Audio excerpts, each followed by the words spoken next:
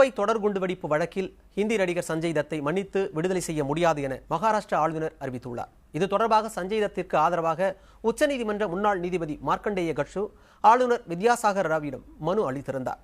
அதில் சஞ்சய் தத் பயங்கரவாதி அல்ல என்பதை அவர் சுட்டிக்காட்டியுள்ளார். அவர் சிறு தவறு மட்டுமே செய்திருப்பதால் அதனை மன்னித்து மீதமுள்ள தண்டனை காலத்தை ரத்து செய்ய வேண்டும் என கோரிக்கை விடுத்திருந்தார். ஆனால் உச்சநீதிமன்றத்தால் தண்டனை விதிக்கப்பட்ட சஞ்சய் தத்தை மன்னிப்பது மோசமான முன் உதாரணமாகிவிடும் என மகாராஷ்டிரா மாநில உள்துறை அமைச்சகம் ஆளுநர் வித்யாசாகர் ராவுக்கு பரிந்துரைத்தது. இதை ஏற்றுக்கொண்ட ஆளுநர் சஞ்சய் தத்தின் தண்டனை காலத்தை ரத்து செய்ய முடியாது என அறிவித்துள்ளார். 1993ஆம் ஆண்டு மும்பை தொடர் குண்டு வெடிப்பு வழக்கில் சட்டத்திற்கு புறம்பாக ஆயுதம் வைத்திருந்ததாக இந்தி நடிகர் சஞ்சய் தத் மீது வழக்கு தொடரப்பட்டது. அதில் 5 ஆண்டுகள் சிறை தண்டனை விதிக்கப்பட்ட நிலையில் இதுவரை 30 மாதங்கள் முடிந்துள்ளன. இதில் பலமுறை சஞ்சய் தத் பரோலில் விடுவிக்கப்பட்டிருக்கிறார்.